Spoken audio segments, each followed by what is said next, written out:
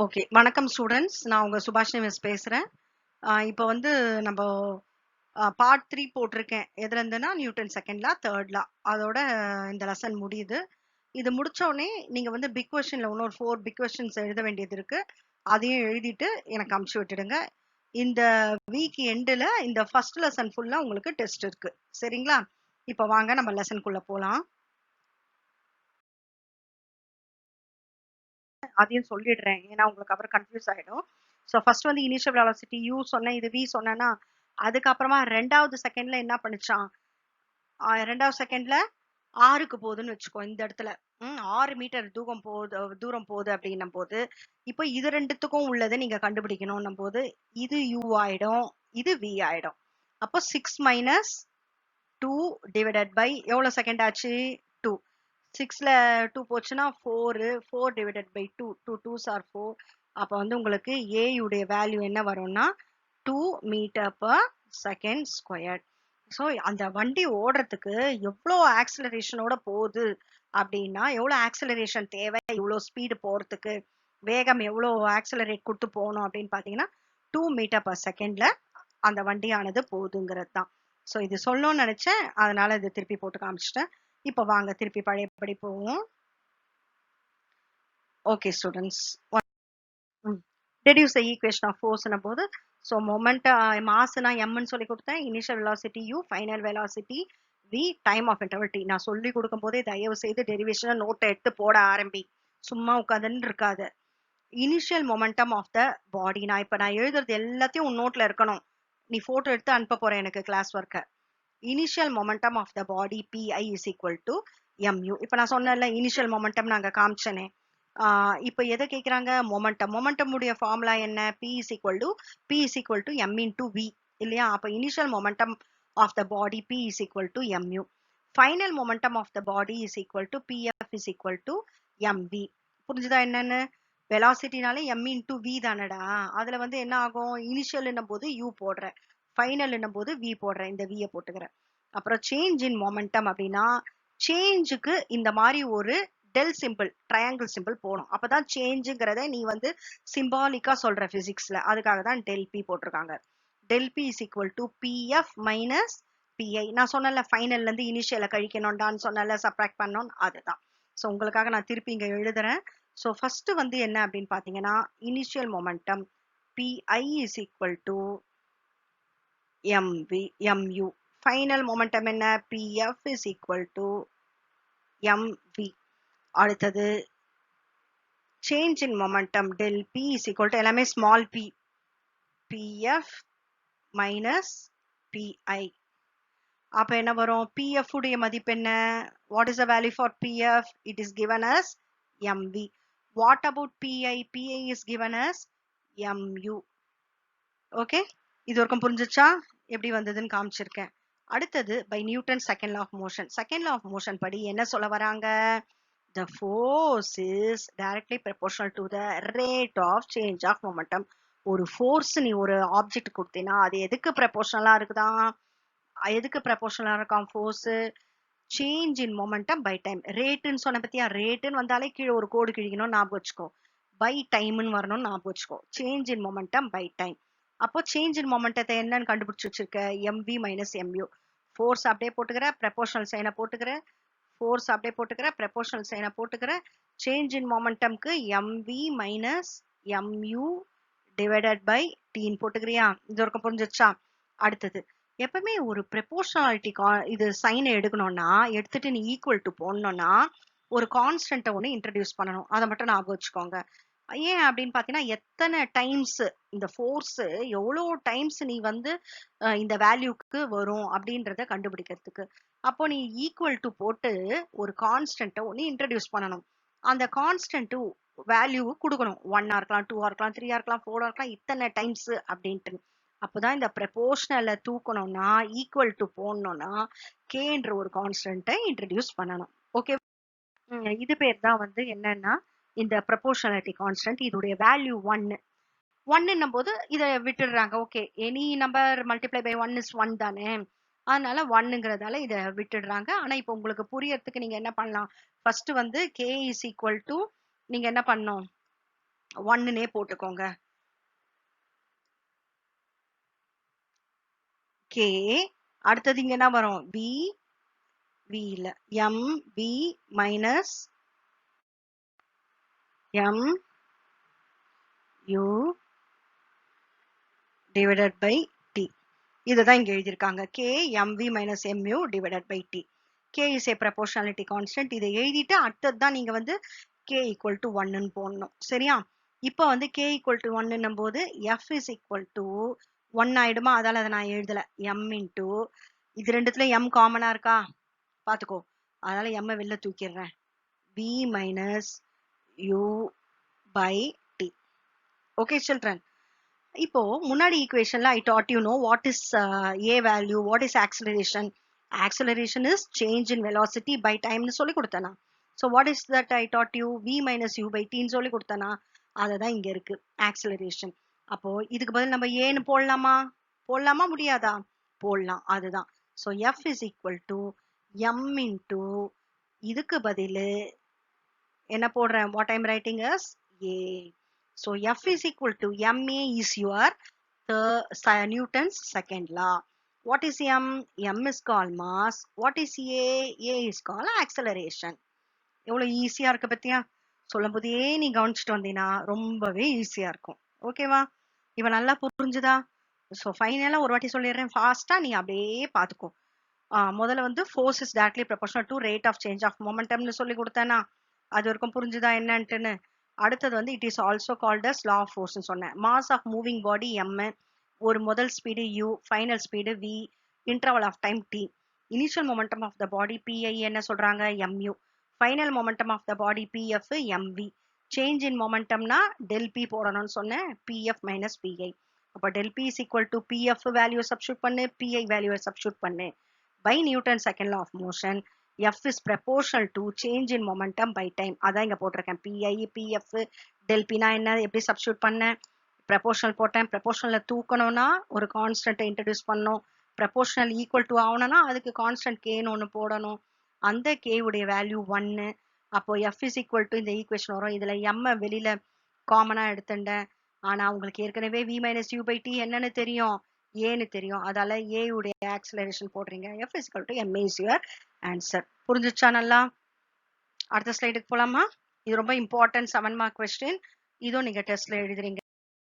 Next வந்து unit of force. உங்க அப்படியே உங்க லெசன்ல இருந்துட்டு இருக்கு. அடுத்து என்ன வருதோ அதை அப்படியே நடத்திட்டே வரேன். நீங்க பாத்தீங்கன்னாலே தெரியும். பேஜ் நம்பர் 6ல இருந்து இப்போ நம்ம வந்து பேஜ் நம்பர் 6லே கொஞ்சம் இந்த நியூட்டன் செகண்ட்ல முடிச்சுட்டு இதெல்லாம் இருக்கு. அதை அப்படியே சொல்லி கொடுத்துட்டே வரேன் நான். பார்ப்போம். ஸோ முதல்ல வந்து யூனிட் ஆஃப் ஃபோர்ஸ். ஃபோர்ஸ் உடைய யூனிட் என்ன அப்படின்னும் போது ஃபோர்ஸ்னாலே உங்களுக்கு தெரியும் அதோட யூனிட் என்ன? நியூட்டன். அப்போ சிஜிஎஸ் யூனிட் என்ன அப்படின்னு கேட்டீங்கன்னா அதுக்கு வந்து டைன் அப்படின்னு சொல்லணும். ஸோ ஃபோர்ஸ் உடைய யூனிட் நியூட்டன். சிஜிஎஸ் யூனிட்லேயே ஃபோர்ஸுக்கு என்னன்னு கேட்டா டைன் அப்படின்னு சொல்லணும். இப்ப அடுத்தது ஃபோர்ஸ்ன்னும் போது எப்படி அப்படின்னா, அதாவது ஃபோர்ஸ் ஒரு நிமிஷம் இதை நான் மொத்தமா போட்டுட்டு உங்களுக்கு சொல்றேன். ஓகே. இப்ப பாத்தீங்கன்னா ஒரு ஆப்ஜெக்ட் இருக்கு. இந்த ஒரு ஆப்ஜெக்ட் எடுத்துக்கோங்க, பால். இது எவ்வளவு இருக்குன்னா ஒரு 1 kg பால்னு வச்சுக்கோங்களேன். இந்த 1 kg பாலுக்கு எவ்வளவு ஆக்சலரேஷன் நீங்க கொடுக்குறீங்க அப்பதான் அது நகரும் அப்படின்னு பாத்தீங்கன்னா 1 metre per second square acceleration கொடுக்குறீங்க. இதுதான் வந்து ஃபோர்ஸ்ங்கிறது. இங்க பாரு, the amount of force required, எவ்வளவு நீ ஃபோர்ஸ் கொடுக்க போறீங்க required for a body of mass. இதான் ஒரு பாடி ஆஃப் மாஸ். எவ்வளவு வெயிட் இருக்குது? Of mass 1 kg produces an acceleration of 1 meter per second squared. 1 meter per second squared. Metre per second squaredனு சொல்லலாம். இதை முதல்ல பேசிக்க புரிஞ்சுக்கோங்க. ஏதோ ஒண்ணுன்னு எழுதக்கூடாது. சரியா? இப்ப நான் பேசும்போது இனிமேல் இப்படி சொல்லுவேன். அப்போ நீங்க வந்து புரிஞ்சுக்கணும். Metre per second square. இந்த கோடு போடுறேன்ல இதுக்குதான் வந்து per per அப்படின்னு சொல்றேன். ஓகேவா? இதே வந்து எப்படி எழுதலாம்னா மீட்டர் செகண்ட் பவர், இந்த எஸ் மேல போயிட்டுனா -2. per அப்படின்னா என்ன மிஸ் அப்படின்னு கேட்டா ஒன்னும் இல்லப்பா, அது டிவைடட் பைன்னு சொல்றத நீங்க பெரிய கிளாஸ் போக போக இந்த மாதிரி பேசணும். மீட்டர் per செகண்ட் ஸ்கொயர் அப்படின்னு சொல்லணும். சரியா? இதே வந்து இந்த செகண்ட் ஸ்கொயர் மேல போச்சுன்னா கீழே இருக்கும்போது பிளஸ் மேல போச்சுன்னா -2. இதான் ms பவர் -2. அப்போ இந்த இடத்துல என்ன வரணும் அப்படின்னு பாத்தீங்கன்னா ms பவர் -2ன்னு வரணும் ஆக்சுவலா. ஓகேவா? the amount of force required for a body of mass 1 kg produces an acceleration of எவ்வளோ ஃபோர்ஸ் தேவை இந்த பாலை நகர்த்துறதுக்கு அப்படின்றது தான். எவ்வளோ ஆக்சலரேஷன் எவ்வளோ கொடுக்கலாம் அப்படின்னு பார்த்தீங்கன்னா, ஆக்சலரேஷனுடைய value 1 metre per second square, பாலுடைய வேல்யூ 1 கேஜி பால். இப்போ எவ்வளோ ஃபோர்ஸ் கொடுத்தா அது மூவ் ஆகும் அப்படிங்கிறது தான் வந்து உங்களுக்கு வந்து அந்த அமௌண்ட் ஆஃப் ஃபோர்ஸ் எவ்வளோ தேவைப்படுது அப்படிங்கிறது தான் வந்து நியூட்டன். சரியா? அதோடைய யூனிட் வந்து Newton. amount of force required for a body of mass 1 kg produces an acceleration of 1 meter per second squared. இது வந்து உங்க பேஜ்ல பாத்தீங்கன்னா டெஃபினிஷன் ஆஃப் 1 நியூட்டனுக்கு இருக்குமா, அதுதான் இது. ஸோ இது என்ன கொஸ்டின் அப்படின்னு கேட்டீங்கன்னா, டெஃபினிஷன் ஃபார் நியூட்டன்.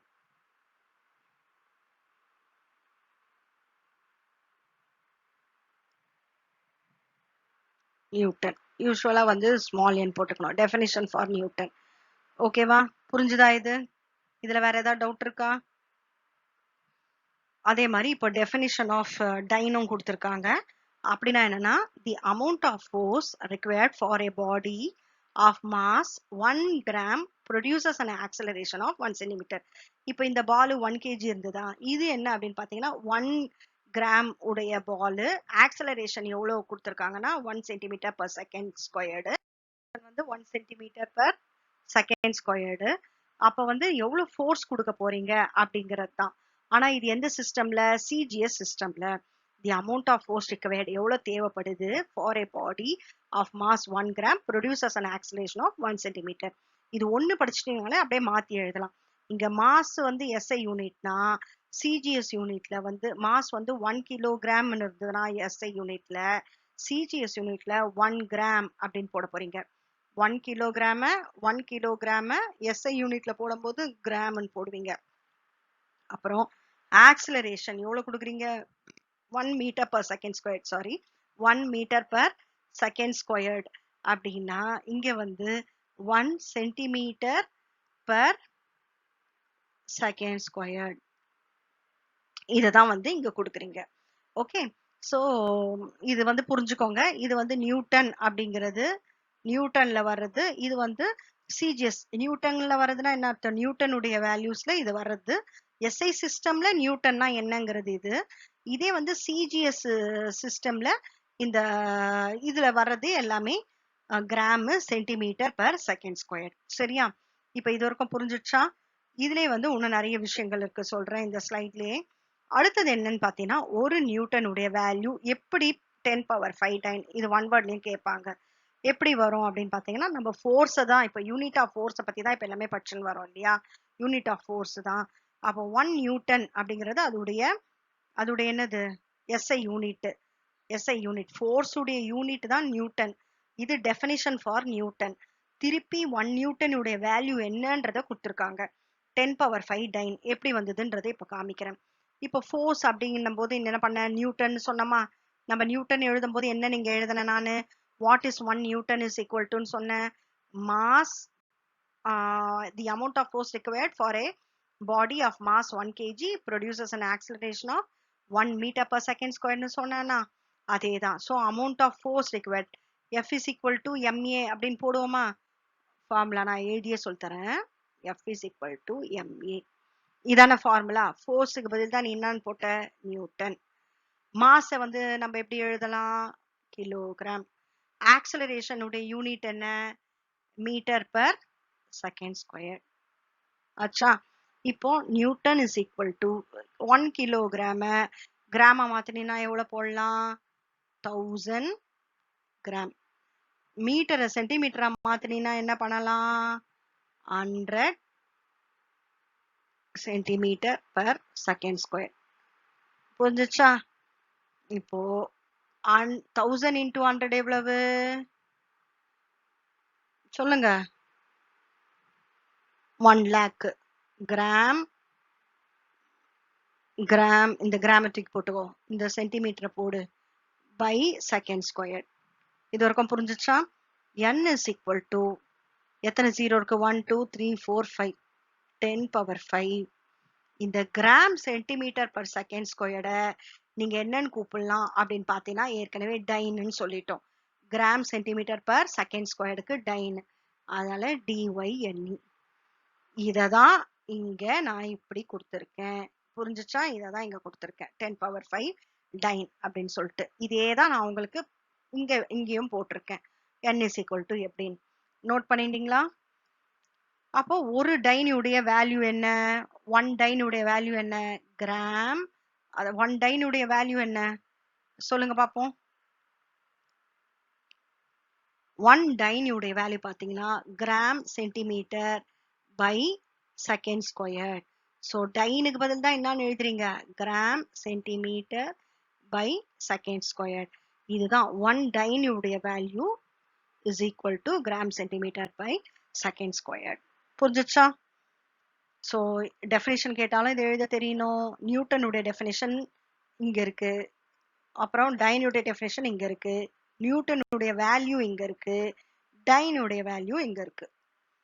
இது வரைக்கும் நல்லா புரிஞ்சுதா? அடுத்த ஸ்லைடுக்கு போலாமா?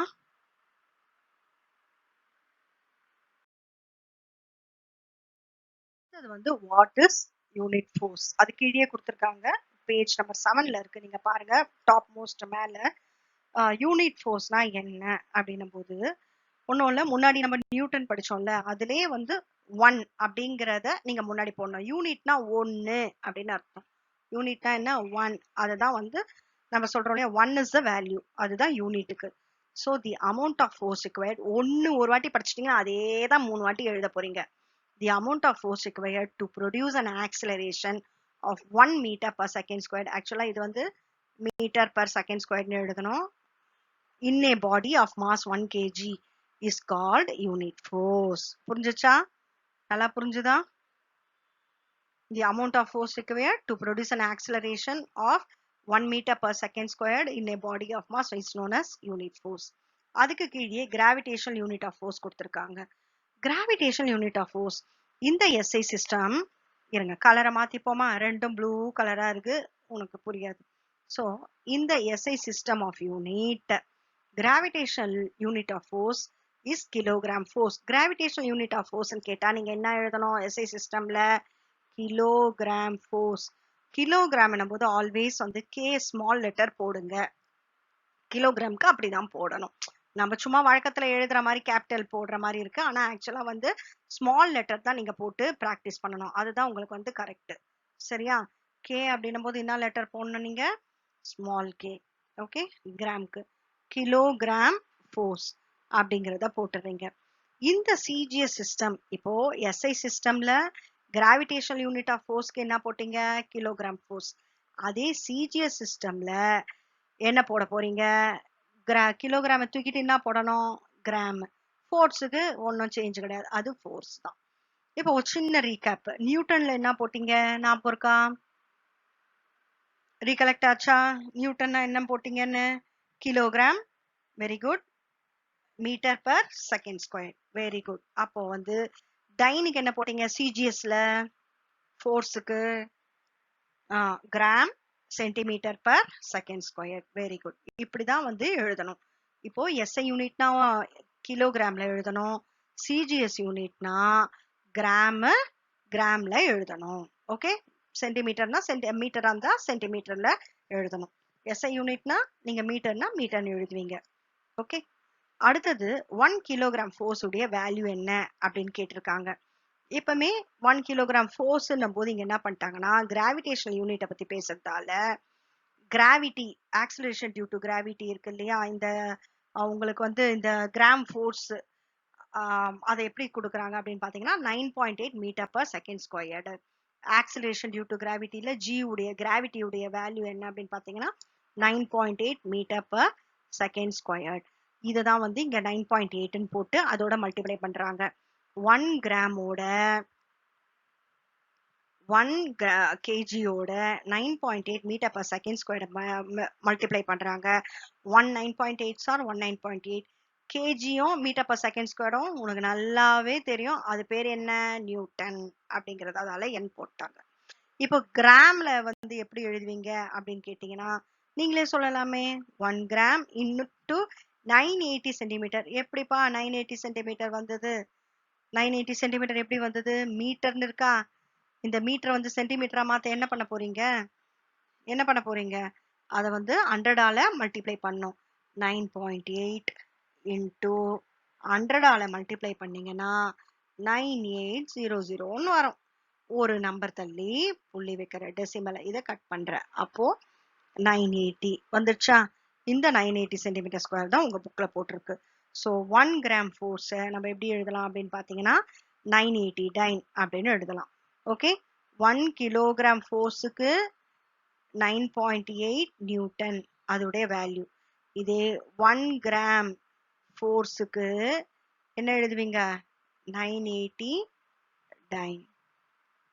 கொஞ்சம் பொறுமையா நீங்க நான் சொல்றத படிச்சுட்டே வந்தீங்கன்னா ஈஸியா உங்களுக்கு புரியும், கன்ஃபியூஷனே இருக்காது. சரியாம்மா? நெக்ஸ்ட்டுக்கு போலாம். சென்ட்ரிபிட்டல் ஆக்சலரேஷன் அப்படின்னா என்ன அப்படிங்கிறத பத்தி சொல்லி தர போறேன்.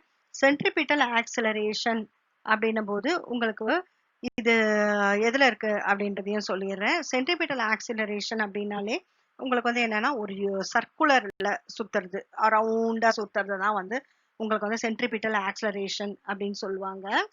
இந்த ஆக்சலரேஷன் எங்கெங்கெல்லாம் யூஸ் ஆகுது, எந்த விதத்துல இது வந்து உங்களுக்கு யூஸ்ஃபுல்லா இருக்கு அப்படின்றதும் அதுக்கு கீழே வருது.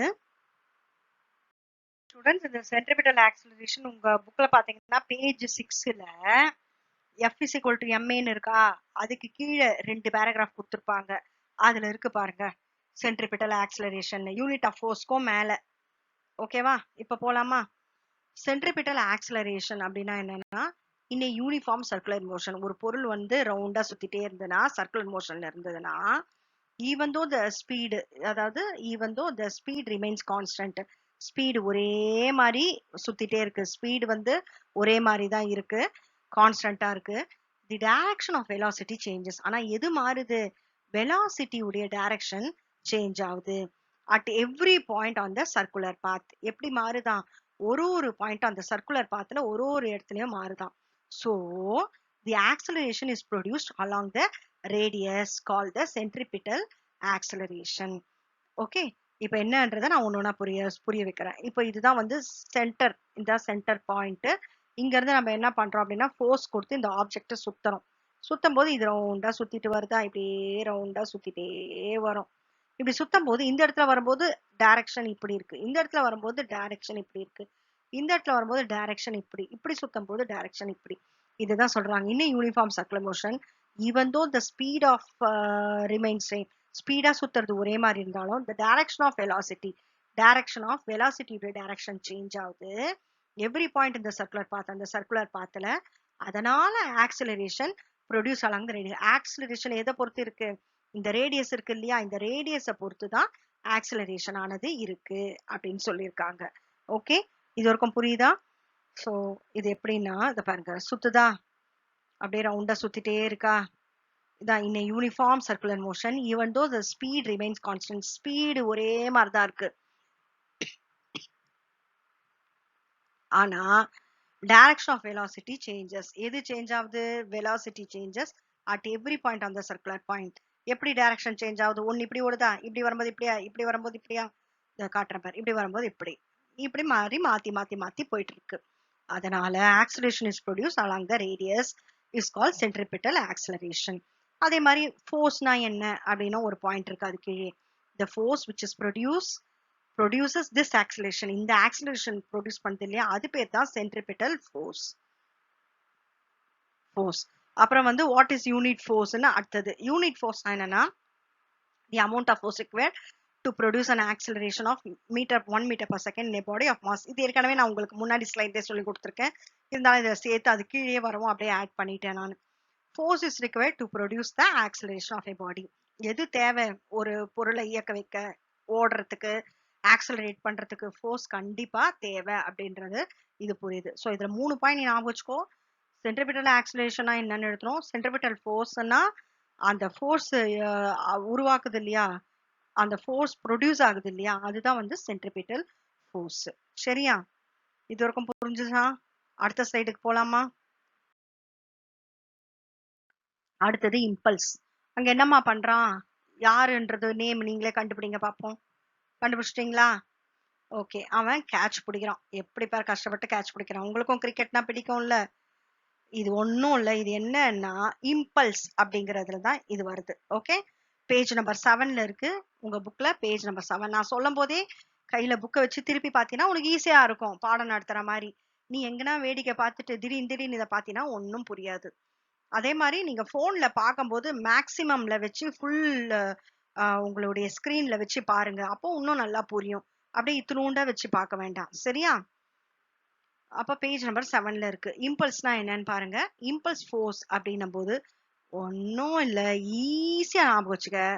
A large force acting for a very short interval of time. இதுதான் பேரு இம்பல்ஸ். ரொம்ப பெரிய ஃபோர்ஸ் எவ்வளவு நேரம்? Very short intervals of time. அவன் பால் வந்து செம்ம ஃபோர்ஸ்ல வருது, ஆனா வெரி ஷார்ட் இன்டர்வல்ஸ் ஆஃப் டைம்ல அவன் கேட்ச் பிடிக்கிறானா இல்லையா, இஸ் கால்ட் இம்பல்சிவ் ஃபோர்ஸ். அவன் கேட்ச் பிடிக்கிறது ஃபிராக்ஷன் ஆஃப் செகண்ட் தான். பால் வந்து ரொம்ப ஃபோர்ஸா வருது. A large force acting for a very short interval of time is called impulsive force. சரியாம்மா? அதே மாதிரி கேட்ச் பிடிக்கும் போது அவன் கையை என்ன பண்ணுவான்? கொஞ்சம் பேக்ல இழுப்பான். இது வந்து அந்த ஃபோர்ஸ் வந்து கையில வந்து பாதிக்காம அவனை வந்து காப்பாத்துறதுக்காகவும், அதே மாதிரி அட்ட ஸ்டிச் அப்படி நம்ம ஸ்ட்ரெயிட்டா பிடிக்க முடியாது. இதுதான் வந்து என்னன்னு சொல்றாங்க அப்படின்னா இம்பல்ஸ் அப்படிங்கிறாங்க. when a force capital F act on a body for a period of time. ஒரு சில மணி நேரம். பீரியட் ஆஃப் டைம்னா ஒரு சில மணி நேரம் என்ன நடக்குது? ஃபோர்ஸ் வந்து ஒரு ஆப்ஜெக்ட் மேல நடக்குது, அந்த பால் மேல நடக்குது அப்படின்னும் போது தென் த ப்ராடக்ட் ஆஃப், அப்போ ப்ராடக்ட்னாலே என்ன அர்த்தம்? மல்டிப்ளிகேஷன் சைன் வரணும்னு அர்த்தம். ப்ராடக்ட்னாலே மல்டிப்ளிகேஷன் சைன் போடணும்னு அர்த்தம். Product of force and time, அதுதான் வந்து இம்பல்ஸ் அப்படின்னு சொல்லி கொடுக்குறாங்க. இம்பல்ஸ் எந்த லெட்டர்ல டினோட் பண்ணலாம்? ஜே. ஃபோர்ஸுக்கு எஃப். ஓகே, இது இம்பல்ஸ்னா J. J is equal to என்ன சொல்றாங்க? நீ அனுப்புற ஃபோர்ஸ் இன்டு டைமுக்கு very short interval of time, அதுதான். So J is equal to F into T. இது உனக்கு மறக்கவே மறக்காது, ஏன்னா உனக்கு ரொம்ப பிடிச்சமான படத்தை போட்டு வச்சிருக்கேன். ஓகே, எப்போ மறக்க மாட்டியே? நோ மிஸ்ன்னு சொல்றது காதுல விழுது. ஓகே, அடுத்ததுக்கு போலாமா? நெக்ஸ்ட் வந்து என்ன அப்படின்னு பாத்தீங்கன்னா, அதேதான் திருப்பி இம்பல்ஸ் இன்னும் கொஞ்சம் வேற மாதிரி சொல்லியிருக்கேன். இதே இம்பல்ஸ் தான் முன்னாடி சொல்லி கொடுத்தா J is equal to F into T. அடுத்தது நியூட்டன் செகண்ட் லா படி. நியூட்டன் செகண்ட் லானாலே F is equal to ma ஞாபகம் வச்சுக்கணும். F is equal to ma. F is equal to எம்ஏவை தான் அப்படி சொன்னேன். F is equal to MA. இது ஞாபகம் இருக்கா? இந்த எம்ல வந்து நம்ம என்ன பண்ணோம்? மாஸ் ஆக்சிலரேஷன் போட்டோமா? இதுக்கும் முன்னாடி நீ நியூட்டன் செகண்ட் லால படிக்கும் போது என்ன போட்ட? Change in momentum with respect to time இல்லையா? சேஞ்ச் இன் மொமெண்டம்னு படிச்சியா? நீ ஜஸ்ட் திருப்பி பாரு, இருக்கும். அதுதான். அப்போ நியூட்டன் செகண்ட் லாலேயே இன்னொரு ஃபார்முலா என்னன்னா சேஞ்ச் இன் மொமெண்டம் பை டைமா. அதால சேஞ்ச் இன் மொமெண்டத்தை எப்படி எழுதலாம்? Del B. டைம் எப்படி எழுதலாம்? டீன்னு எழுதலாம். எனக்கு தேவை சேஞ்ச் இன் மொமெண்டம் மட்டும்தான். அப்போ சேஞ்ச் இன் மொமெண்டம் மட்டும் வேணும்னா I have to do cross multiplication. After doing the cross multiplication, I will be getting as force multiplied by T is equal to del P. Am I right? இப்போ என்ன பண்றேன் அப்படின்னு பாத்தீங்கன்னா, உங்களுக்கு வந்து what is F into T? F into T is already you know it has been substituted for J. J is given as F into T. அதனால now I am rewriting, instead of F into T, I am writing as J. J is equal to del P. இதுல ஏதாவது doubt இருந்தா சொல்லு.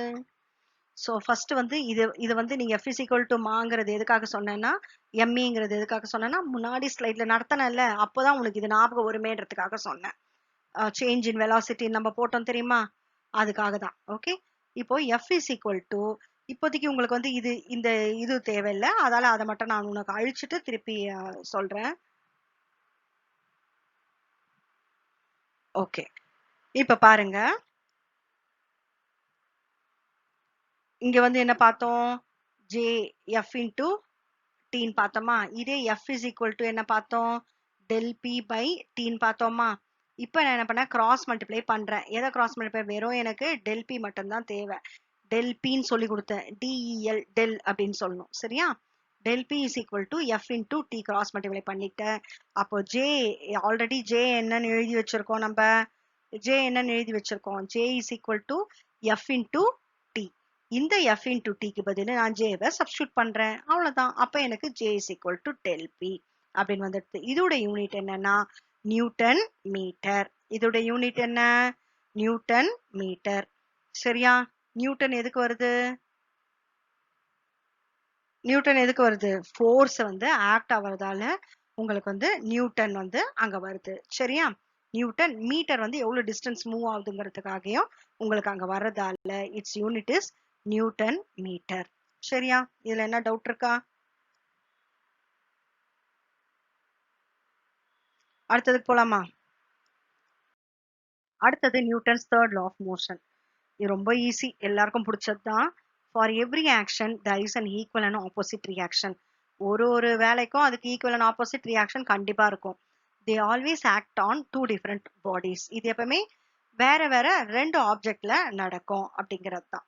So ஒருத்தர் வந்து உன்னை அடிக்கிறாங்க, பலார்னு ஒரு கணத்துல அடிச்சா நீ என்ன பண்ணுவ? அப்படி முகத்தை வந்து இன்னொரு பக்கம் திருப்புவ இல்லையா? அப்படியே ஸ்ட்ரெயிட்டாவா நிப்ப? கிடையாது. முகத்தை திரும்பாதா? அதுதான். For every action that is equal and opposite reaction.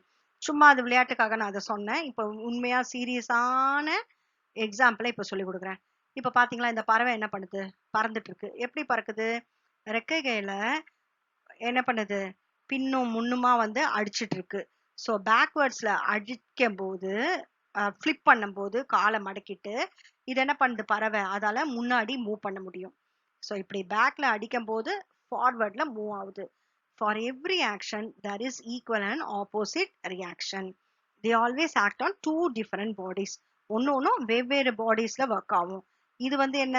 இது பறவை. ஆனா வந்து மூவ் ஆகுறது என்ன மீடியத்துல? ஏர் மீடியத்துல மூவ் ஆகுது. சரியா? இதை எப்படி டினோட் பண்ணலாம்னா FB is equal to minus FA. என்னது இது FB FA அப்படின்னா ஒன்னும் இல்ல, ஒரு ஃபோர்ஸ் பேர் FAன்னு வச்சுட்டாங்க, இன்னொரு ஃபோர்ஸ் பேர் FBன்னு வச்சுட்டாங்க. ஈக்குவல் அண்ட் ஆப்போசிட்ன்றதால நெகட்டிவ் சைன் போட்டிருக்காங்க. அவ்வளவுதான். ஓகே, இவரை பத்தி பாப்போமா? இவர் என்ன பண்றாரு? Is sailing a boat on the sea. அப்போ ஃபோர்ஸ், இந்த துடுப்பு இருக்கு இல்லையா, இதை வச்சு என்ன பண்றான்? F வந்து is moving towards one side. இத லெஃப்ட் ஹேண்ட் சைட்ல மூவ் பண்ணும்போது it is pushing the water and also the boat in the opposite direction. இவன் ஃபார்வர்ட்ல மூவ் ஆகுது போட். பேக்வேர்ட்ஸ்ல இதை வச்சு தள்ளும் போது, அந்த ஸ்டிக்கை வச்சு தள்ளும் போது ஃபார்வர்ட்ல அவன் மூவ் ஆகுறான். அதான் FB is equal to minus FA. இல்லைன்னா F1 is equal to minus F2 எப்படி வேணாலும் போடலாம். இது புரிஞ்சுதா?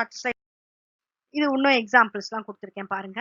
இது என்ன அப்படின்னு பாத்தீங்கன்னா, ராக்கெட் என்ன பண்ணோம்? ஃபயரிங் ஆகும்போது ஃபயர் டவுன்வர்ட் டைரக்ஷன் இருக்கும் போது அது பறக்கிறது ஆப்போசிட் டைரக்ஷன்ல இருக்கு. ஒரு பலூன் ஃபில் பண்ணிருக்கேன், அது திடீர்னு விடும் போது ஏர் எல்லாம் ப்ளூ ஆகி டவுன்வர்ட் டைரக்ஷன்ல இருந்தா பலூன் மூவ் ஆகுது அப்பர் டைரக்ஷன்ல இருக்கும். அப்புறம் வந்து இது என்ன அப்படின்னு பார்த்தீங்கன்னா, ஆக்ஷன் ஈக்குவல் டு ரியாக்ஷன். ஏற்கனவே முன்னாடி சொன்னல அந்த விஷயம் தான் இது. இது என்ன? ஃபோர்ஸ்ல வந்து இந்த துடுப்பை வச்சு தள்ளும் போது தண்ணி லெஃப்ட் ஹேண்ட் சைட் மூவ் ஆகும்போது அவன் போட் வந்து ரைட்ல மூவ் ஆகுறான். ஸ்விம் பண்ணும்போது ஆக்ஷன் ரைட் ஹேண்ட் சைட்ல போகும்போது அதை அவன் புஷ் பண்றான்னு வச்சுக்கோங்க. புஷ் பண்ணிட்டு கையை வச்சு பேக் சைட்ல புஷ் பண்ண போது அவன் ஃபார்வர்ட்ல போறான் அப்படிங்கறதுதான். Water in the backward direction, water exerts a force on the swimmer. அதுக்கு அடுத்தது இவன் என்ன பண்றான்? ஃபயரிங் ஏ புல்லட். இது எல்லாமே உங்க புக்ல இருக்கு. புல்லட்டை ஃபயர் பண்ணும்போது இங்க கையை பாரு, கையை வச்சு ப்ரெஸ் பண்ண போது கை பேக்வேர்ட்ல போதா, ஆனா அதுல இருந்து வர புல்லட் வந்து ஃபார்வர்ட்ல போகுது. இது எல்லாமே அதுக்கு. நெக்ஸ்ட் வந்து state and prove law of conservation of linear momentum. This is also very important 7 mark question. There is no change in the linear momentum of a system of body as long as no net external forces act on. என்ன சொல்ல வராங்கன்னா, linear மொமெண்டத்துல சேஞ்சே இருக்காது. எது வரைக்கும்? அதாவது எக்ஸ்டர்னலா ஒரு force act ஆகாத வரைக்கும் ஒரு ஆப்ஜெக்ட்ல சேஞ்சஸே இருக்காது. லீனியர் மொமெண்டத்துல சேஞ்ச் இருக்காது அப்படின்றாங்க. இப்ப என்னன்றத பார்ப்போம். இதை பார்க்கறதுக்கு முன்னாடி இதை சொல்லித்தரேன், புரிஞ்சுக்கோங்க. இப்போ 2 பால் எடுத்துக்கோங்க. ஒரு ரெட் பால் ஒண்ணு, ஒரு ப்ளூ பால் ஒண்ணு. இந்த ப்ளூ பால் சைலண்டா இருக்கு. ரெட் பால் போய் அந்த ப்ளூ பால் மேல இடிக்குது. இதுதான் வந்து பிஃபோர் கொலிஷன். ரெண்டா அந்த இடத்துல நிக்குது. ரெட் பால் போய் இடிக்குது. இடிச்ச உடனே என்ன ஆகுது? ஆஃப்டர் கொலிஷன் ஒரு இடிக்கிற வேகத்துல ப்ளூ பால் ஒரு பக்கம் ஓடுது, ரெட் பால் இன்னொரு பக்கம் ஓடுது. ஓகே, இதான் after collision. So before collision, இது கொலிஷன், இது வந்து ஆஃப்டர் கொலிஷன். அதேதான் இங்க கொடுத்துருக்காங்க. இங்க என்ன கொடுத்துருக்காங்க? அந்த பாலுக்கு பேரை வச்சிருக்காங்க. ஓகே, என்ன பேர் வச்சிருக்காங்க அப்படின்னு பாத்தீங்கன்னா, அந்த பாலுக்கு பேர் வந்து ஏ, இன்னொரு பாலுக்கு பி பேர் வந்து பி. அந்த பாலுடைய மாஸ் என்ன அப்படின்னு பாத்தீங்கன்னா m1. ஏ பாலுடைய மாஸ் m1, பி பாலுடைய mass m2. A ball, B ball, பாலுடைய மாஸ் எவ்வளவு m1, பாலுடைய மாஸ் m2. அடுத்தது u1 அப்படின்னும் போது பாலுடைய இனிஷியல் வெலாசிட்டி, u1. B உடைய பாலுடைய இனிஷியல் வெலாசிட்டி u2. அதே மாதிரி ஃபைனல் வெலாசிட்டி, உங்களுக்கு புரியறதுக்காக ஃபைனல் வெலாசிட்டின்னு எழுதுறேன். வெலாசிட்டி ஃபைனல்னாலே v1. அதே மாதிரி பி பாலுக்கு ஃபைனல் வெலாசிட்டி. இது வரைக்கும் புரிஞ்சிச்சா? இதுதான் இங்க கொடுத்திருக்காங்க தனியா. The two bodies A and B have masses of initial velocity and final velocity அப்படிங்கிறது. ஓகே, நெக்ஸ்ட் ஸ்லைடுக்கு போலாமா? இதோட டெரிவேஷன் இப்போ நான் சொல்லும் போது அப்படியே எழுதிட்டே வரேன். இப்போ during interval of time t எடுக்கும்போது they tend to have collision. Final collision will be v1 and v2. இப்போ ரெண்டும் என்ன பண்ணுது? ஒன்னோட ஒண்ணு மோதிக்க போகுது. ஓகே, ரெண்டு பாலும் ஒன்னோட ஒண்ணு என்ன பண்ண போகுது? மோதுது. அப்போ ஃபைனல் வெலாசிட்டி என்னவாயிடுது? மோதல் முடிஞ்ச உடனே v1 and v2 ஆகுது. முதல்ல மோதலுக்கு முன்னாடி, அதாவது கொலிஷனுக்கு முன்னாடி அதோடைய வெலாசிட்டி u1 u2 இருந்தது. அப்புறமா கொலிஷனுக்கு அப்புறம் ஃபைனல் வெலாசிட்டி v1 v2 ஆச்சு. அதான் இதுக்கு அர்த்தம். ஒரு டைம் இன்டர்வல், கொஞ்ச நேரம் டைம் எடுக்கும்ல, டைம் இன்டர்வல் t. அப்புறம் இப்ப பாருங்க, force on body b due to a. உங்க புக்ல அப்படியே இருக்கு, பேஜ் நம்பர் 8ல எடுத்துக்கோ. பேஜ் 8ல இருக்கு, சரியா? நோட் பண்ணிட்டியா? எனக்கு இப்ப அந்த ஒயிட் ஸ்பேஸ் வேணும், அதால நான் அதை எரேஸ் பண்ணிடுறேன். நீ நோட் பண்ணிட்டு இருப்பேன்னு நினைக்கிறேன். Force on a body b due to a. Force on a body b due to a. அதனால, அதாவது a ஒன்னு இருக்கு, b ஒன்னு இருக்கா? b மேல பின்னு இருக்கா அந்த பால், ஏன்னு ஒரு பால் இருக்கா? இப்ப ஃபர்ஸ்ட் வந்து போய் இடிச்ச உடனே நம்ம எந்த ஃபோர்ஸ பாக்குறோம் அப்படின்னா, ஃபோர்ஸ் ஆஃப் பாடி b ரெண்டாவது பால் மேல தானே, அதனால fbன்னு போடுறோம். fb இஸ் ஈக்குவல் டு, இது எப்படி வந்தது? நியூட்டன் செகண்ட் லா. நியூட்டன் செகண்ட் லா என்ன? f இஸ் ஈக்குவல் டு, சொல்லு பாப்போம், செகண்ட் லா மா, கரெக்ட், ma. இந்த ma ல மாசா, பாலுடைய மாசா போட போற. ஆக்சிலரேஷனா, ஆக்சிலரேஷனுக்கு பதில் என்ன போடுவ? Change in velocity v minus u by t. இதுதான் போடுற, அததான் இங்க போட்டு வச்சிருக்கிறாங்க.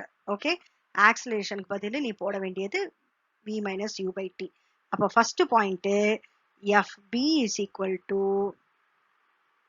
எல்லாமே எந்த பால் மேல விழுது? 2. இங்க bன்னு வந்ததாலே செகண்ட் தான் எல்லாம். m இன்டூ என்ன எழுது? v minus u by t. இதான ஃபார்முலா. ஆனா நீ எல்லாம் செகண்ட் பாலுங்கிறதால 2 போட்டுக்க போற. t மட்டும் மாத்தாத, டைம் வந்து 1.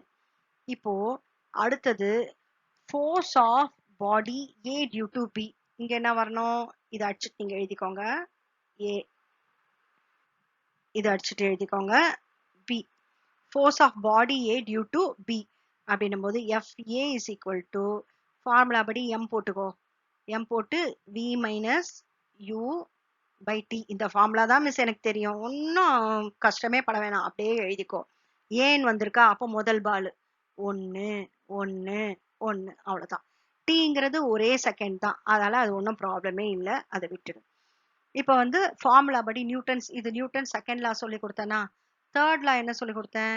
fa is equal to minus fb. அப்படின்னா fb is equal to minus fa, எல்லாம் ஒண்ணுதான். 1 ஈக்குவல் டு மைனஸ் 1 தான், இல்ல a equal to minus a தான், எது இருந்தாலும் பார்த்துக்கலாம் நம்ம. So fa is equal to minus fb. ஆனா வந்து for every action that is equal and opposite reaction அப்படின்றத நான் வச்சுக்கோ. fa is equal to minus fbனா fa உடைய வேல்யூ என்ன? m1 into v1 minus u1. fb உடைய வேல்யூ என்ன? m2 into, இதுதான் fb உடைய வேல்யூ. இங்க நான் போட்டிருக்கேன் இல்லையா, இது ரெண்டு தான். இது ரெண்டும் புரிஞ்சுதா? இந்த பாயிண்ட் வரைக்கும் நல்லா புரிஞ்சுதா? இப்ப நான் இதை அழிக்கலாமா? சப்போஸ் நான் அழிச்சிட்டாலும் உங்களுக்கு புரியலன்னா திருப்பி கொஞ்சம் ரிவர்ஸ்ல போட்டு பாரு, அப்போ வந்து உங்களுக்கு புரியும். இப்போ இது வரைக்கும் சொல்லி கொடுத்துட்டேன். இப்ப நம்ம ஈக்குவேட் பண்ண போறோம். எப்படி ஈக்குவேட் பண்ண போறோம் அப்படின்னா, fa உடைய வேல்யூ என்ன? இதுதான். இந்த இடத்துல இதை ரெண்டுத்தையும் அடிச்சுட்டு மட்டும் எழுதிக்க சொன்னேன், அதை ஞாபகமா எழுது. FA உடைய வேல்யூ என்ன m1 v1 minus u1 by t. இது அப்படியே நோட்ல எழுது. m2 v2 minus u2 by t. ரெண்டு பக்கமும் ஈக்குவலா இருக்கா? ஆனா என்ன விட்டுட்டேன் நான் இதுல? என்ன விட்டுட்டேன் கண்டுபிடி. FA is equal to minus FB ன்னு போடணும்னா எதை வந்து விட்டுட்டேன்? இந்த இடத்துல ஒரு மைனஸ் போடல. இப்போ அந்த மைனஸை போட போறேன். equal to minus of this one. Okay, டீயும் டீயும் சேம் மல்டிப்ளை பண்ணி டிவைட் ரெண்டு பக்கமா இருக்கிறதால அடிச்சிட்டேன். இப்போ மேல இருக்கிறத மட்டும் மல்டிப்ளை பண்ணலாம். m1 v1 minus u1 is equal to minus m2 v2 minus u2. நீங்க ஹேண்ட் ரைட்டிங் கரெக்டா எழுதுங்க. நான் சிஸ்டம்லயே அப்படியே ஸ்கிரீன்ல எழுதுறதால வழுக்கிட்டு போறதால எனக்கு ஹேண்ட் ரைட்டிங் அப்படியே இருக்கு. சரியா? நீ அழகா எழுதணும். m1 v1 இதை அப்படியே மல்டிப்ளை பண்ணுங்க. இதுல இருந்து இதை மல்டிப்ளை பண்ணுங்க. மைனஸ் திருப்பி இதுல இருந்து இதை மல்டிப்ளை பண்ணுங்க. m1 u1 is equal to minus எல்லாத்துக்கும் சேர்த்து மைனஸ் தூக்கி வெளிலவே மல்டிப்ளை மட்டும் முதல்ல முடிச்சிடும். m2 v2 இந்த மைனஸ் இந்த m2 ஆல இந்த u2 minus m2 u2. So இந்த m2 ஆல இந்த v2 மல்டிப்ளை பண்ணிட்டேன். இந்த m2 ஆல இந்த u2 மல்டிப்ளை பண்ணிட்டேன். இப்போ மைனஸ். இப்போ மைனஸ் மல்டிப்ளை பண்ணுவோமா? m1 v1 minus m1 u1 is equal to இந்த மைனஸ் இங்க போகுது. m2 v2 மைனஸும் மைனஸும் என்னவாயிடும்? பிளஸ். இப்போ மைனஸ் ஆல மல்டிப்ளை பண்ணிட்டு இருக்கேன். Plus m2 u2. இப்போ பிளஸ் எல்லாம் ஒரு பக்கம் மைனஸ் எல்லாம் ஒரு பக்கம் எடுத்துட்டு வந்துடலாம். m1 v1 இங்க இருக்குதா மைனஸ்? இந்த மைனஸ் எப்படி தூக்கிட்டு வா. அப்போ when it comes to the left hand side it will become plus. Negative sign will become positive sign when it comes to the left hand side. m2 v2 equal to அப்படியே போட்டுக்கோ. இங்க என்ன பண்ண போறீங்கன்னா you are having negative sign in the left hand side. When you bring this negative sign to the right hand side it will become positive. இது இப்படி வரும்போது positive ஆயிடும். m1 u1 plus write this as such. அங்க என்ன விழுந்திருக்கோ அது அவ்வளவுதான். இந்த equation புரிஞ்சிருக்கும்னு நினைக்கிறேன். கண்டிப்பா புரிஞ்சிருக்கும். புரியலன்னா திருப்பி வீடியோவை பாரு. இதுதான் வந்து answer. In the absence of external force act ஆகாத வரைக்கும் the algebraic sum of moments after collision is numerically equal to the algebraic sum of momentum before collision. Before collision after collision இந்த இது பேர் என்ன? மொமெண்ட் தானே. p is equal to me. Algebraic sum of moment before collision is equal to algebraic sum of moment after collision. ரெண்டுமே equal அப்படின்னு சொல்லிடுறீங்க. இது ஓனா கூட எழுதலாம். அப்படியே உங்க புக்ல அண்டர்லைன் பண்ணிக்கோங்க. புரிஞ்சுச்சா? Shall I pass on to next slide? Next is state the universal law of gravitation and derive its mathematical expression. Universal law of gravitation. Rocket propulsion கொடுத்துருப்பாங்க. ப்ரொபல்ஷன் அதை நான் உங்களுக்கு பின்னாடி வருது அப்போ நடத்துறேன். அதுக்கு முன்னாடி இது இம்பார்ட்டன்ட் 6 மார்க்கு. இதை பார்த்துருங்க. அதுக்கப்புறமா நான் வந்து உங்களுக்கு ராக்கெட் ப்ரொபல்ஷன் நடத்துறேன். So state the universal law of gravitation and derive its mathematical expression போது Newton's universal law of gravitation state that every particle of matter in the universe attract each other particle with a force. ஒரு பார்ட்டிகளை இன்னொரு பார்ட்டிகளை என்ன பண்ணுமா? ஒரு ஃபோர்ஸால attract பண்ணுமா. This force is directly proportional to அந்த force எதுக்கு ப்ரொபோர்ஷனலா இருக்கு? ஒரு ஃபோர்ஸும் ஒரு பார்ட்டிகளை இன்னொரு பார்ட்டிகளை அட்ராக்ட் பண்ணும். அந்த ஃபோர்ஸ் எதுக்கு proportional? Directly proportional to the product of their masses. Product of their masses. Mass இருக்கு இல்லையா? இது ஒரு பார்ட்டிகல், இது ஒரு ஆப்ஜெக்ட்னு வச்சுக்கோங்களேன் இந்த particle. So product of the ப்ராடக்ட்னா என்ன? மல்டிப்ளிகேஷன். அதோடைய மாஸ் உடைய மல்டிப்ளிகேஷனுக்கும் அண்ட் இன்வெர்ஸ்லி ப்ரொபோர்ஷனல். இன்வெர்ஸ்லி ப்ரொபோர்ஷனல்ன்ற வார்த்தை வந்ததுன்னா இன்வெர்ஸ்லினா 1 டிவைடட் பை. அப்போ 1 டிவைடட் பைன்னு போடுறேன். ப்ரொபோர்ஷனலுக்கு தான் இதை போட்டேன். Inversely proportional to the square of distance between the centre of two masses. இது சென்டர்ல இருந்து வருது இல்லையா? இந்த டிஸ்டன்ஸ்க்கு ஸ்கொயர் ஆர் ஸ்கொயர்ட். இதுதான் R squared. Inversely proportional to the square of distance. அது என்ன? Gravitational force between the masses. The direction of force acts along the line joining the masses. இந்த லைன் எங்க ஜாயின் ஆகுதோ அந்த இடத்துல தான் ஃபோர்ஸஸ் வந்து ஆக்ட் ஆகுது. இதுதானே லைன் ஜாயினிங் த ஃபோர்ஸ். அப்போ இந்த ஃபோர்ஸ் இப்படியும் இந்த ஃபோர்ஸ் இப்படியும். Force between the masses is always attractive. இது ரெண்டுத்துக்கும் உள்ள ஃபோர்ஸ் எப்படி இருக்குமா? அட்ராக்டிவ் ஃபோர்ஸா இருக்குமா? It does not depend on the medium where they are placed. இது வந்து என்னன்னு சொல்றாங்க, எந்த மீடியத்துல இருக்க, ஏர் மீடியமா வாட்டர் மீடியமா, அதை பத்தி கிடையாது. So let m1 and m2 be the masses and a and b be placed or at a meter in space. இப்போ என்ன சொல்றாங்க, m1 m2ன்னு ஒரு பொருள் எடுத்துக்கோங்க. இதை வந்து நீங்க ஏர்ல வைங்க, காற்றுல வைங்க. ஏபிங்கிற பொருள் உடைய மாஸ்னா என்ன, அதோடைய மாஸ் m1 m2. ஏபிங்கிற பொருளை எடுத்துக்கிறீங்க, அதை வந்து ஏர் மீடியத்துல வைக்கிறீங்க. அதோடைய ஃபோர்ஸ் வந்து F1 F2, மாஸ் வந்து m1 m2 அப்படின்ட்டாங்க. அப்போ force is directly proportional to m1 m2 அதான் எழுதியிருக்கேன். நெக்ஸ்ட் ஸ்லைட்ல இன்வெர்ஸ்லி ப்ரொபோர்ஷனல் டு r ஸ்கொயர்னு வரும். ஓகே, நெக்ஸ்ட் ஸ்லைடுக்கு போறேன். Inversely proportional to r square. முன்னாடி ஸ்லைட்ல என்ன எழுதியிருந்தேன், force is directly proportional to its product of its masses.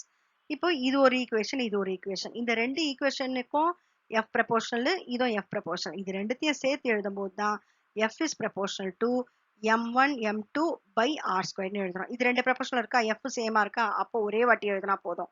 Proportional ரெண்டு வாட்டி வருதா, அப்படி எழுது.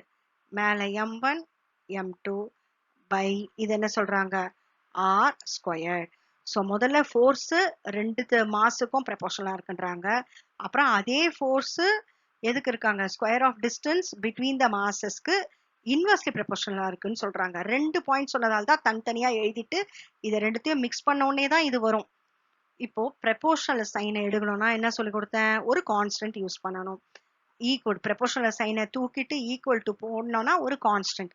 ஏற்கனவே கே கொடுத்துட்டதால நான் இங்க ஜி கொடுத்துக்கிறேன். ஜி கான்ஸ்டன்ட் கொடுத்துட்றேன். அந்த மாஸ் ஒன்னு மாஸ் m1, இன்னொன்னு m2, ரெண்டுத்துக்கும் உள்ள டிஸ்டன்ஸ் r ஸ்கொயர். அவ்வளவுதான். இந்த g உடைய வேல்யூ அங்க முன்னாடி நம்ம படிக்கும்போது கேன்னு ஒண்ணு கொடுத்தோமா, அதே மாதிரி இங்க g உடைய வேல்யூ என்ன அப்படின்னு பாத்தீங்கன்னா, g இஸ் ஈக்குவல் டு உங்களுடைய புக்ல பேஜ் நம்பர் 9ல கொடுத்துருக்காங்க. பேஜ் 9ல கொடுத்துருக்காங்க பாருங்க, 6.674 into 10 power minus 11 Newton metre square kg power minus 2. இது பேரு யூனிவர்சல் கேஸ் கான்ஸ்டன்ட். ஒன் வேர்ட்ல கேட்டாலும் எழுத தெரியணும். ஓகே, அடுத்ததுக்கு போலாமா? அடுத்தது ராக்கெட் ப்ரொபல்ஷன். ராக்கெட் ப்ரொபல்ஷன் எப்படி ராக்கெட் போகுதுன்றது இது நான் ஏற்கனவே உங்களுக்கு முன்னாடி ஸ்லைட்ல போட்டிருக்கேன்னு நினைக்கிறேன். லைக் முன்னாடி வீடியோல இருந்தாலும் பரவாயில்ல.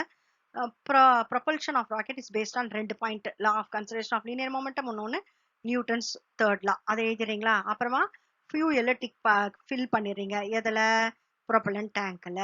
அதுக்கப்புறம் அந்த ஃபியூயல் பேர்ன் ஆகும்போது ஆட் கேஸ் வெளியில வரும். அப்படிங்கிறது வெளியில வரும்போது with high speed from the odd gas is ejected. இந்த பாயிண்ட் வரைக்கும் போதும். அப்போ என்ன ஆகும்னு பார்த்தீங்கன்னா, equal and opposite reaction force is produced in the combustion chamber. இங்க தான் தேர்ட் லா பிளேஸ் ஆகுது. equal and opposite force is produced in the combustion chamber. அதனால நியூட்டன்ஸ் தேர்ட் லா வருதா. in motion mass of the rocket slowly decreases. இது rocket ஓடிட்டே இருக்கும்போது அதோடைய mass வந்து டிக்ரீஸ் ஆகுது. until the fuel is burnt out, mass of the rocket is decreases. There is no external force acting on it, so linear momentum is conserved. External force act ஆகுது வரைக்கும் linear momentumத்தை disturb பண்ண முடியாது. அது பாட்டுக்கு அது அப்படியே இருக்கு. linear momentumனா mass into velocity. அதோட அது பாட்டுக்கு ஓடிட்டு இருக்கு. as long as ராக்கெட்டை தொடாத வரைக்கும் அது பாட்டுக்கு அது வேலையை பார்த்துட்டு இருக்கு. இதனாலதான் linear momentum, laws of linear momentum வந்தது. புரிஞ்சுதா? அப்போ the mass of rocket decreases with altitude. altitude என்னன்னா height, எவ்வளவு தூரம் போகுது, ஹைட்டுக்கு hன்னு போடுறேன்.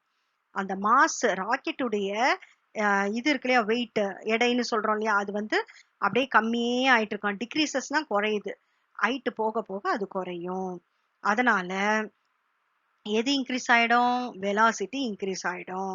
இப்போ வெலாசிட்டி இன்க்ரீஸ் ஆச்சுன்னா என்ன ஆயிடும், கிராவிடேஷனல், நம்ம அந்த கிராவிடேஷனல் புல் இருக்குல்ல தரையில விழறத வந்து காப்பாத்தி அதுல இருந்து மேல் நோக்கி ஆப்போசிட் டைரக்ஷன்ல போகும்.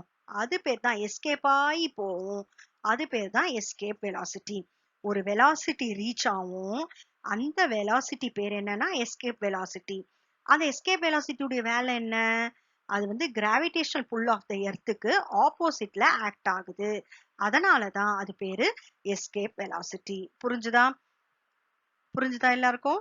இத பாத்துக்கோங்க புரியலனாலும்.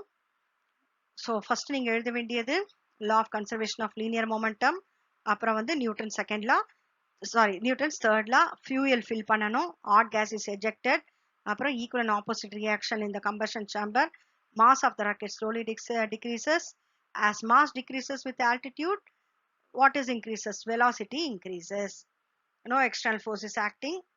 When velocity increases, to escape from the gravitational pull is known as escape velocity. இது வந்து apparent weight. apparent weight தான் என்ன? இது உங்க புக்ல வந்து பேஜ் நம்பர் சொல்றேன். பேஜ் நம்பர் பாத்தீங்கன்னா 10ல இருக்கு. ஓகே, பேஜ் நம்பர் 10ல இருக்கு. அதை வந்து பாருங்க. இப்போ ஒரு லிஃப்ட்ல ஒரு மனிதன் இருக்கான், இந்த மேன் இருக்கான். அவன் லிஃப்ட்ல வந்து அவனுடைய மாஸ் எவ்வளோன்னு பாத்தீங்கன்னா எம். அதே வந்து அவன் மேலேயும் கீழே போயிட்டு வரான். இப்போ அதே அவனுடைய வெயிட் என்ன அப்படின்னா, வெயிட்னாலே நீ கண்ணை மூடிட்டு பண்ண வேண்டியது எம் இன்டூ ஜி அப்படின்னு. Okay, m into g, weight w is equal to m into g multiply பண்ணோம். மாஸும் அவனுடைய கிராவிடேஷனல் வேல்யூ இருக்கும் இல்லையா, அதை தான் எழுதணும். இப்போ அப்பரண்ட் வெயிட்னா அந்த கிராவிட்டியை எதிர்த்து, கிராவிட்டிக்கு ஆப்போசிட்ல வர்றது தான் வந்து அப்பரண்ட் வெயிட். அதை வந்து ஆர்ன்னு டினோட் பண்றாங்க. ஓகே, இப்போ நம்ம அடுத்ததுக்கு போகலாம். அடுத்தது போகும்போது உங்களுக்கு அந்த டேப்லேஷனுக்கு சொல்லி கொடுத்துருக்காங்கல்ல, அது அப்படியே இருக்கும் பாருங்க.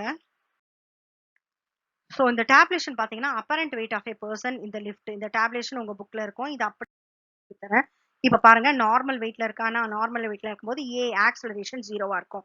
இது கேஸ் 3க்கு ரெஸ்ட்ல இருக்கும்போது. அப்போ A equal to 0, R apparent weight, W அவனுடைய, அப்போ டபிள்யூக்கு பதில் எம்ஜி போட்டுக்கிறேன், ஆரும் equal to W. Apparent weight is equal to actual weight. இப்போ கிரேட்டர் தென் நார்மல் வெயிட்டா இருக்கிறான், மேல போகுது, லிஃப்ட் மேல போக ஆரம்பிக்க போகுது, என்ன ஆகும்னு பாத்தீங்கன்னா உங்களுக்கு வந்து R is equal to R minus W is equal to F. இதான் ஃபார்முலா இல்லையா? F is equal to MA இங்க போட்டிருக்காங்க, வேற ஒன்றும் இல்லை.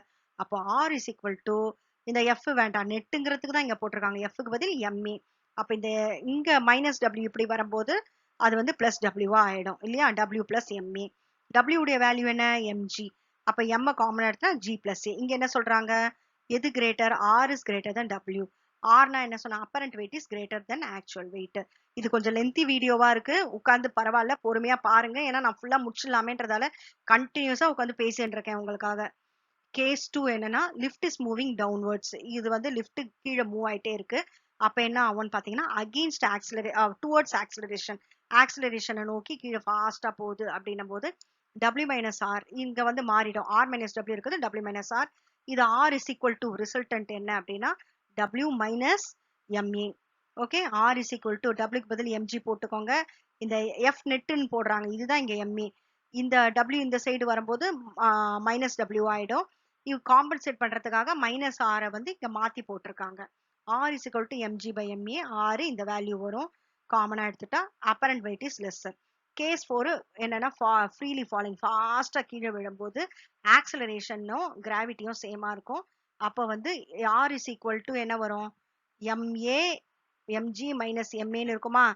ஏவும் ஜியா மாறிடுதால எம்ஜி எம்ஜி கேன்சல் ஆயிட்டு 0ன்னு வந்துடும். அதனால R equal to 0. Apparent weight is equal to என்ன வந்துடும்?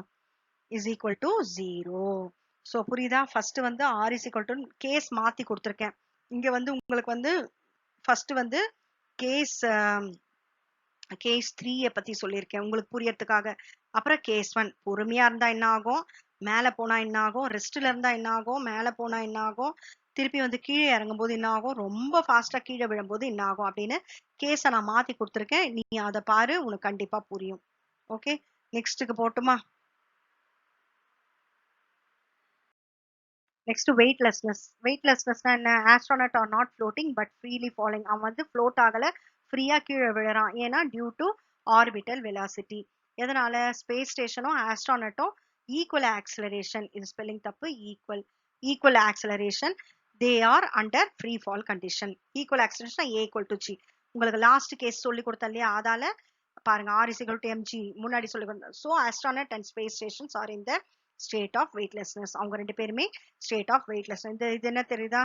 இதுலயும் மேல இந்த ரோல் கோஸ்டர்ல போகும்போது உங்களுக்கு அப்படியே விழற மாதிரி இருக்கும், வெயிட் வந்து அப்படியே இழந்த மாதிரி இருக்கும் இல்லையா, அதுதான் அதுக்காக இதை காமிச்சேன். இது ஆஸ்ட்ரோநாட்டிக் வீல்ல இது வந்து ஃப்ரீ ஃபால் கண்டிஷன் அப்படின்னு சொல்லணும். சரியா, அடுத்ததுக்கு போறேம்மா.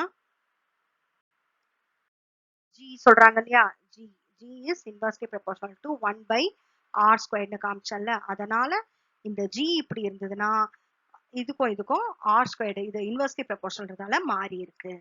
ஓகே, 1 hour பரவாயில்ல. Difference between mass and weight, மாஸ்க்கும் வெயிட்டும் ஏற்கனவே சொல்லிட்டேன். 4 பாயிண்ட்ஸ்ல கேட்டாங்கன்னா இதை எழுத தெரிஞ்சுக்கோங்க. இது ஏற்கனவே எக்ஸ்பிளைன் பண்ணிட்டேன்.